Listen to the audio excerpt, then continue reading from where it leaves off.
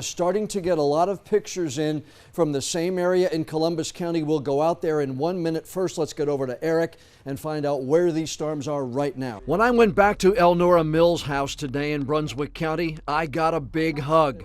You'll have to show ID to vote in North Carolina starting next year. I'd like to report a pothole, please. Now, 7 shark bites off the North Carolina coast. More than half of them, 4 happening in our part of the state. 2 in Oak Island, 1 in Surf City, 1 in Ocean Isle Beach. We are going to be live in the studio tonight with all 3 of the candidates. That will start at 7 o'clock. You can watch it right here on WECT TV. We also have it streaming on our website, WECT.com, and on our WECT News mobile app as well. All 3 ways you can see it, all 3 ways you can be a more educated voter by the time it's done. In the newsroom, I'm John Evans, WECT News. Fran? Now, we are keeping track of what we believe to be the worst hit area because of the severe storms in the southeastern North Carolina. WECT's Caitlin Stansel is there. We're talking near Bolton in Columbus County. She's live. Caitlin, where exactly are you in relation to Whiteville and Highway 74? Paint a picture for us.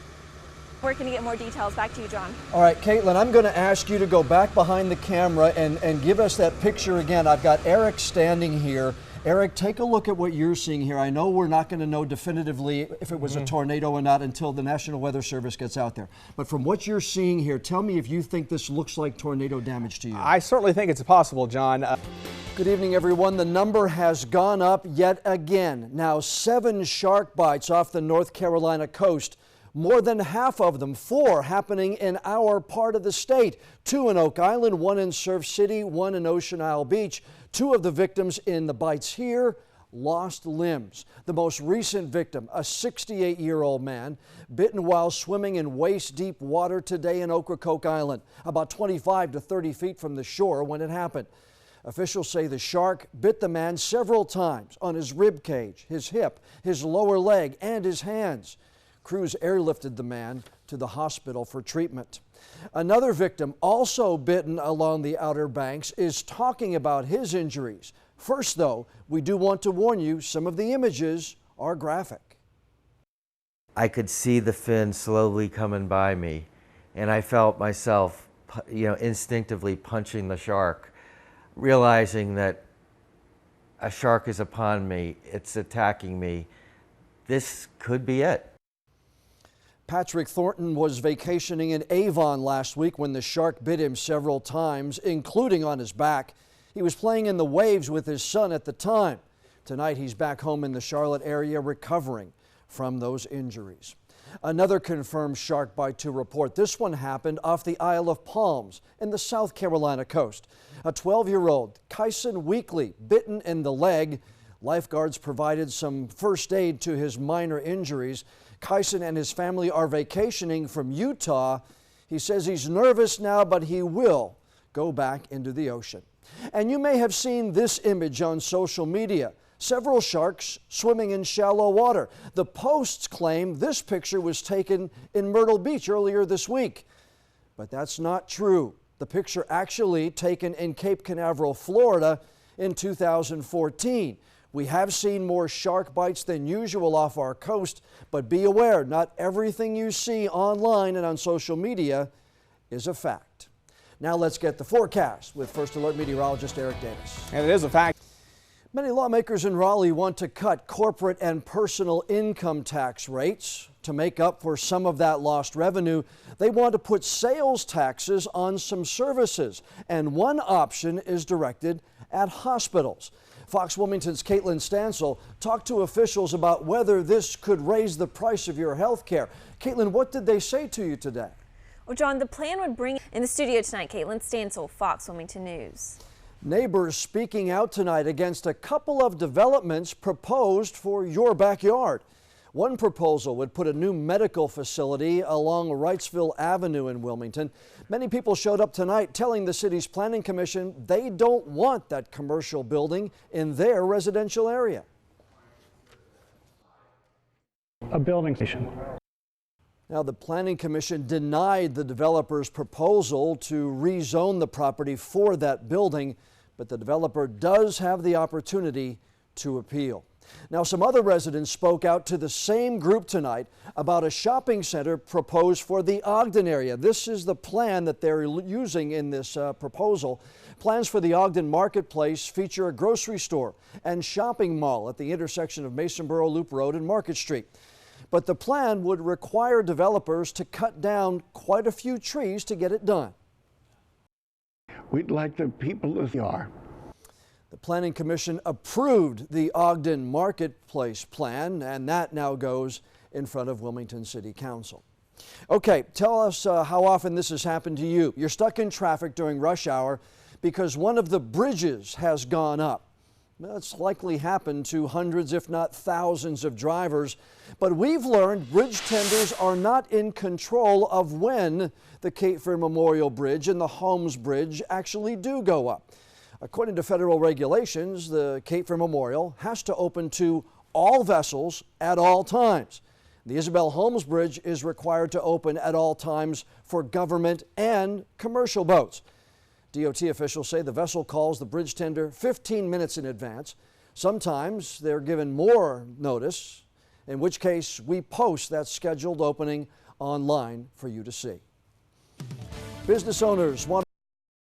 It's a crime of choice, deciding to get behind the wheel and drive after you've had too much to drink. Nearly 60,000 people charged with DWI went to court last year in North Carolina. About 1 in every 5 of those cases were dismissed. And we found it happened more in one local county than in anywhere else in North Carolina. We're one part of the formula. Our part is to look for those people who are impaired, build a case, and then try that case, and then hopefully we'll get a verdict guilty. Most DWI defendants who went to court in North Carolina last year did wind up with guilty verdicts. Some defendants are found not guilty, but many more cases are dismissed, not by judges, but by prosecutors. According to court records, prosecutors in Columbus County voluntarily dismissed a higher percentage of cases last year than any other county in North Carolina. I think your news organization deserves a lot of credit for alerting me to some statistics that at that point I was unaware of. When I first asked District Attorney John David about the dismissal rate, he said he'd get to the bottom of it. Poring over the court documents, I found several reasons for dismissing cases. The arresting trooper or officer doesn't show up in court. Blood tests are not back yet from the SBI lab. Those are common in many counties, but in Columbus County, other cases stuck out. And one of the things that was revealed in my analysis of Columbus County was that we had a person in place who was not doing his level best. These are just some of the dismissal forms we got in our public records request in Columbus County. The prosecutors are supposed to sign the backs of these forms, and if you go through, you see many different prosecutors' names, but one we see more often than others is the name Kyle Melvin. We had a prosecutor who was substituting his judgment for that of the court. He was concluding that someone was likely to be found not guilty, and as a consequence, he was saving some time and saying, let me dismiss it now. Well, the far better approach is to put that in the courtroom and let justice be done in the public square. A 56-year-old man with 4 previous DWI convictions had his case dismissed last September after 7 continuances in court. Part of the reason given by the prosecutor, the officer requested dismissal, and I was on board, based on the lack of evidence impairment. Yet records show this defendant blew a .15 on a roadside test after being stopped for doing 76 in a 55 on Highway 74 near Whiteville. Another 56-year-old driver, also with 4 prior DWI convictions, had a case dismissed last July. Records show a sheriff's deputy found this man driving an ATV down the center of Highway 76 around 4 o'clock in the morning. The deputy noted a strong odor of alcohol and said the man was unsteady on his feet. This case was dismissed for no field sobriety test other than the portable breath test. The defendant refused breath analysis, no evidence of impairment. And records show a 29-year-old female had a blood alcohol concentration of .19, nearly 2.5 times the legal limit when she was involved in a crash on Old Dock Road last December. The reason given for dismissing her case? exemplary non-commissioned officer in U.S. Army, perfect driving record, high classification security clearance. Defendant completed 20 hours of substance abuse. With some of the dismissals I saw, I looked at them and I said, you know, we can do better. I was disappointed. I knew that someone wasn't doing their job as good as they could have. Not long after our original call to John David, his office confirmed that Assistant DA Kyle Melvin was asked to resign or be fired.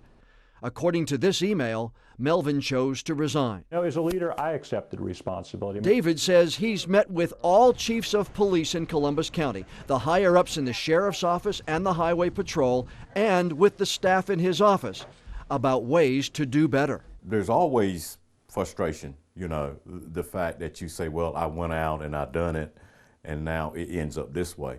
But I have to encourage my guys to keep a positive attitude, because once they go out, they gather this evidence, they take it to the courts. It's up to the judicial system to say whether someone's guilty or not guilty. I wanted them to know that I accept some measure of responsibility for what occurred here, and that I'm committed to looking back at some of these cases, refiling some where appropriate, and putting the right policies and personnel moving forward to fix this situation. Now, John David told me that a state grant allowed his office to have DWI court, where selected prosecutors would handle all of the DWI cases. That grant, though, ran out in 2012, and the DWI cases then went back into the district court mix for other prosecutors to handle. That grant also provided mandatory training for local law enforcement to help officers be better at building DWI cases for the prosecutors. John David says he plans to reinstitute that training as part of his improvement plan moving forward. Now, we did reach out to Kyle Melvin through a family member asking for a comment or to share his side of what happened. We have not received a response from him. Hundreds of people across North Carolina got special deliveries this week, and Elnora Mills of Brunswick County is one of them. More than 200 people being paid because the state of North Carolina had them sterilized, unable to have children. Years later, this is a financial way of the state saying we were wrong. When I went back to Elnora Mills' house today in Brunswick County, I got a big hug. And why not? Elnora this week got a check from the state of North Carolina for $20,000. And I can tell you something, I'm proud of him. If it weren't for him, I would never got a dime. Wow. You deserve much more than you're getting. Yep. Nearly 3 years ago, I first told you about Elnora Mills, victimized at the age of 16 through North Carolina's eugenics program, one of thousands forcibly sterilized between 1929 and 1974, ruled feeble-minded or mentally retarded by the eugenics board. When I saw you on TV that night, that's when I decided to call you. And that's when I found out they did really sterilize me where I could never have no children. Lawmakers debated and later decided to compensate the victims. Years since the talk about compensation began, the first check has arrived. Since then, Elnora has been diagnosed with cancer. Her husband, Buddy, is dealing with heart problems and dementia. This money will go to help pay their medical bills. Through it all, Elnora says she's never lost her faith. I asked God, and God told me, don't give up faith. And I'm not giving up. Elnora and the other 200-plus victims are supposed to get a second compensation payment next year once decisions are made on any claims that are under appeal in Raleigh. We've brought together the three candidates running for U.S. Senate. Over the next hour, they're going to discuss the issues making headlines along with the other topics of this 2014 campaign. And here's how it's going to work. Our first question of the evening we will address to Speaker Tillis. And it's really the elephant in the room question. I want to begin with this, Speaker Tillis. The recent claims both you and Senator Hagan have made about missing meetings or voting sessions to attend other events.